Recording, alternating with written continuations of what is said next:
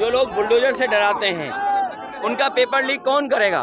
ये जानबूझ करके पेपर लीक किया जिससे नौकरी और आरक्षण न देना पड़े। और माननीय भारतीय अध्यक्ष सुनने के लिए आए हैं।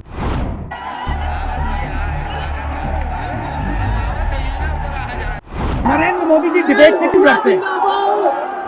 क्योंकि वो सच का सामना नहीं करना चाहते। पूरा उनका झूठ का गुब्बारा है। नमस्कार, मैं हूं परवीन शेख। आप देख रहे हैं कैपिटल टीवी की स्पेशल स्टोरी। देश का आम चुनाव अपने अंतिम पड़ाव पर है। 543 सीटों में से 429 सीटों पर चुनाव पूरा हो चुका है।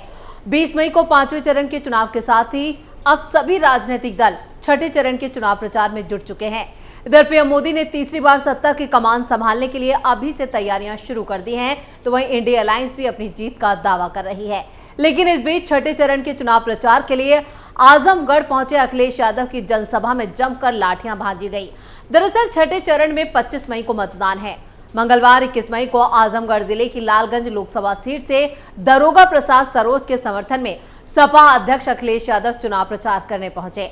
अखिलेश यादव की जनसभा में भगदड़ मच गई। बताया जा रहा है कि जनसभा में जमकर ईंट पत्थर भी चले और कुर्सियां चली।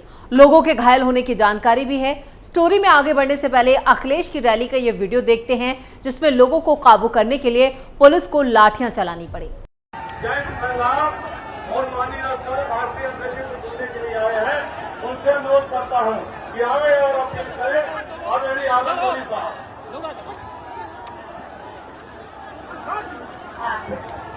के लोगों के मेरी निवेदन है, के लोगों के मेरी निवेदन है कि आज की चर्चा हमारे कोई हाथ न कर दे। हाल ही में उत्तर प्रदेश के प्रयागराज में भी इंडी ब्लॉक की चुनावी जनसभा में हंगामा हुआ था। घटना की चर्चाएं अभी बंद भी नहीं हुई थी कि अब आजमगढ़ में अखिलेश यादव की रैली में हंगामा मच गया। रैली में आई भीड़ ने अचानक हंगामा शुरू कर दिया। लोग टेंट पर चढ़कर तोड़फोड़ करने लगे, जिससे हालात कंट्रोल से बाहर चले गए। मौके पर मौजूद पुलिस भी बेकाबू भीड़ को कंट्रोल करने में नाकाम रही। हालांकि भीड़ को खदेड़ने के लिए पुलिस ने लाठीचार्ज किया और मामले को शांत कराया।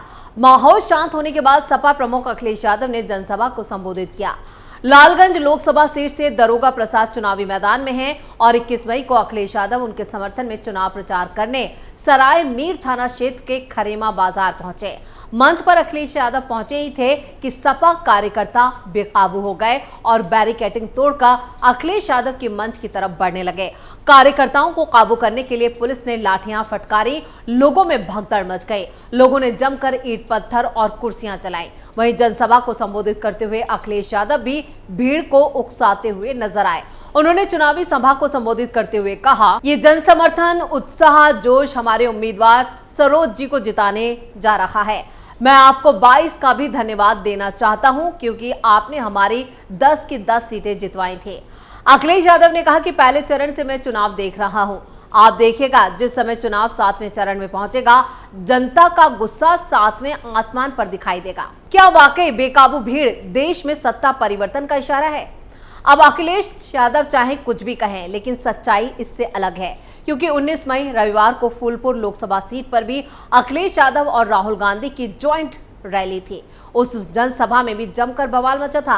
कार्यकर्ता बैरिकेड तोड़कर अखिलेश और राहुल की मंच की ओर बढ़ने लगे। बार बार कार्यकर्ताओं को शांत रहने की अपील भी की जाती रही। अव्यवस्था को चलता यहाँ पर कहें कि जिस तरह की बद इंतजामी थी, जिसके चलते अखिलेश और राहुल ने छोटा सा भाषण दिया और रैली छोड़कर भाग खड़े हुए। इसका वीडियो भी सोशल मीडिया पर जमकर वायरल हो रहा है। देखते हैं कैसे फूलपुर में राहुल और अखिलेश यादव की जनसभा की बद इंतजामी लोगों के सामने आ गई। स्टोरी में आगे बढ़ने से पहले ये वीडियो देखते हैं।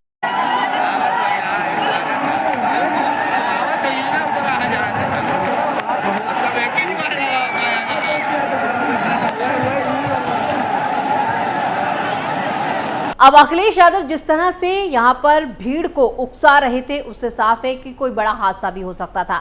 इस बेकाबू भीड़ को देखकर कहा जा सकता है कि अखिलेश और राहुल अपनी जनसभा को सफल बनाने के लिए कैसे कैसे हथकंडे अपना रहे हैं। दरअसल सपा और कांग्रेस के कार्यकर्ता एक साथ इकट्ठा होते हैं तो भीड़ दिखनी तो लाजमी है। वहीं राहुल गांधी और अखिलेश यादव भी भीड़ दिखाने को लेकर जनसभा के लिए एक छोटी जगह को सिलेक्ट करते हैं, जिससे खाली कुर्सियां और खाली जगह रैली में ना दिखाई दे। थे। बस यही वजह है कि जानबूझकर छोटी जगह पर ये रैलियां और जनसभाएं की जा रही हैं। वहीं दो पार्टियों के कार्यकर्ता भी रैली और जनसभा में अपने नेता के सामने अपनी मौजूदगी दर्ज कराने के लिए मंच तक आने की कोशिश करते हैं, जिससे हालात बिगड़ जाते हैं और इस तरह की तस्वीरें सामने आती हैं। और ऐसा ही अखिलेश की रैलियों और जनसभाओं में नजर आ रहा है। यही नजारा यूपी के फूलपुर और प्रयागराज में भी अखिलेश यादव और राहुल गांधी की संयुक्त रैली में नजर आया था। उस वक्त भी कार्यकर्ता बैरिकेडिंग फांद कर स्टेज के करीब पहुंच गए थे। इसके बाद फूलपुर में राहुल गांधी और अखिलेश स्टेज पर मौजूद नेताओं से मुलाकात करके निकल गए। इतना ही नहीं, उन्होंने जनसभा को संबोधित भी नहीं किया। मंच से कार्यकर्ताओं को संबोधित करते हुए कहा, हम लोग अपनी बात आप लोगों के बीच में रखने आए हैं। मैं जानता हूं कि आपका उत्साह बड़ा हुआ है। ये जोश हमें वोट डालने की तारीख तक बनाए रखना है। और इससे पहले हम फूलपुर में थे। जैसा जोश और उत्साह फूलपुर के बाद प्रयागराज में इंडिया अलायंस की संयुक्त रैली में है। यहां राहुल गांधी पहले से ही मंच पर मौजूद थे। थोड़ी देर बाद अखिलेश यादव भी मंच पर पहुंच गए और इसके बाद ग्राउंड पर मौजूद कार्यकर्ता आगे की तरफ बढ़ने लगे। ऐसा होने पर मंच से कहा गया कि कार्यकर्ता संयम रखें, बैरिकेडिंग ना तोड़ें, मीटिंग को सुचारू रूप से चलने दें। लेकिन कार्यकर्ता कहां सुनने वाले थे। भीड़ बेकाबू हो गई, बैरिकेडिंग तोड़कर मंच की तरफ बढ़ने लगी। इसके बाद अखिलेश यादव यहां उन्हें जैसे ही लगा कि अब हालात नाजुक हैं, वैसे ही वो दोनों खिसक लिए। वैसा जैसा जोश फूलपुर में था, इस इलाके में ये पहली बार नहीं है। मैं जब पिछले चुनाव में आया था तो आपसे अपनी बात भी नहीं रख पाया था। इसके बाद भी आपको समाजवादी पार्टी को आपने वोट दिए थे। अखिलेश ने ये कहा। अखिलेश ने कहा कि बीजेपी हमारी और आपकी जान यानी संविधान के पीछे पड़ी है। उन्होंने कहा कि अगर संविधान बचेगा तो नौकरी मिलेगा, पीडीए परिवार का सम्मान बचाएगी। उन्होंने पेपर लीक का जिक्र करते हुए बीजेपी पर हमला बोला। साथ ही कहा कि अगर इंडिया अलायंस सत्ता में आया तो अग्निवीर योजना खत्म करेंगे। अखिलेश के संबोधन के बाद राहुल गांधी ने जनसभा को संबोधित जरूर किया और इस दौरान उन्होंने फिर पीएम मोदी को निशाने पर लिया और उन्होंने कहा कि वो 22 लोगों को अरबपति बना रहे हैं, लेकिन हम करोड़ों लोगों को लखपति बनाएंगे। करोड़ों गरीबों की लिस्ट बनेगी, हर गरीब परिवार में से एक महिला का नाम चुना जाएगा, फिर करोड़ों महिलाओं के बैंक अकाउंट में यानी खटाखट साल में 1 लाख रुपए यानी हर महीने 8,500 रुपए भेजे जाएंगे। उन्होंने कहा कि हम सत्ता में आए तो किसानों का कर्ज माफ करेंगे। इसी तरह की बातें वो लगातार अपनी रैलियों और मंचों पर कर रहे हैं। अब लोग इस भाषण को कितनी गंभीरता से लेते हैं वो 4 जून को आएंगे जब चुनावी नतीजे, तब पता चल जाएगा। लेकिन जिस तरह की भगदड़ और जो हंगामे की तस्वीरें इनकी रैलियों से आ रही हैं, उससे राहुल गांधी और अखिलेश यादव सवालों में हैं कि आखिर इस तरह की छोटी जगहों को क्यों चुना जाता है रैलियों के लिए, सिर्फ ये दिखाने के लिए कि इनकी रैलियों में भीड़ जुट रही है और एक संदेश देने की कोशिश की जा रही है। वैसे आपको बता दें कि लोकसभा चुनाव 2024 के छठे चरण की वोटिंग 25 मई को होगी और इस फेज में उत्तर प्रदेश में 14 सीटों पर वोटिंग होगी और इस चरण में 162 उम्मीदवारों की किस्मत ईवीएम में बंद होगी। इस चरण में सुल्तानपुर, प्रतापगढ़, इलाहाबाद, फूलपुर, अंबेडकर नगर, श्रावस्ती, डुमरियागंज, बस्ती, संत कबीर नगर, लालगंज, जौनपुर, मछली शहर, भदोई, आजमगढ़ में वोटिंग होगी। छठे फेज में बीजेपी की दिग्गज लीडर मेनका गांधी के अलावा जगदंबिका पाल और दिनेश लाल यादव निरहुआ, कृपाशंकर सिंह की प्रतिष्ठा दांव पर है। सुल्तानपुर लोकसभा सीट पर बीजेपी ने मौजूदा सांसद मेनका गांधी को ही टिकट दिया है। सपा से यहां पर राम भुआल निषाद और बीएसपी से उदय राजवर्मा मैदान में है। मेनका गांधी समाज के हर तबके में पकड़ उनकी मानी जाती है और प्रतापगढ़ लोकसभा सीट कुंडा के विधायक राजा भैया के प्रभाव की सीट मानी जाती है और राजा भैया ने इस बार अपने समर्थकों से स्वतंत्र होकर वोट देने को कहा है। लेकिन यहाँ पर माने तो ये जिस तरह से राजा भैया का जो बयान आया है वो साफ संकेत दे रहा है कि वो सपा के साथ है।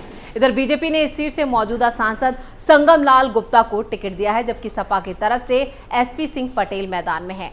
फूलपुर लोकसभा सीट से बीजेपी ने मौजूदा सांसद केसरी देवी पटेल को टिकट उनका जो है काट कर वो प्रवीण पटेल को उतारा मैदान में। प्रवीण पटेल फूलपुर विधानसभा से 3 बार के विधायक हैं और सपा की तरफ से अमरनाथ मौर्य ने यहां पर चुनावी मैदान में उन्हें उतारा गया और बीएसपी ने जगन्नाथ पाल को टिकट दिया है। इलाहाबाद लोकसभा सीट पर भी इस बार सपा और बीजेपी के बीच दिलचस्प मुकाबला है। यहां से बीजेपी ने नीरज त्रिपाठी और बीएसपी ने उज्जवल रमन सिंह को टिकट दिया है। दोनों पारिवारिक विरासत के नाम पर जन समर्थन जुटाने की कोशिश में जुटे हैं।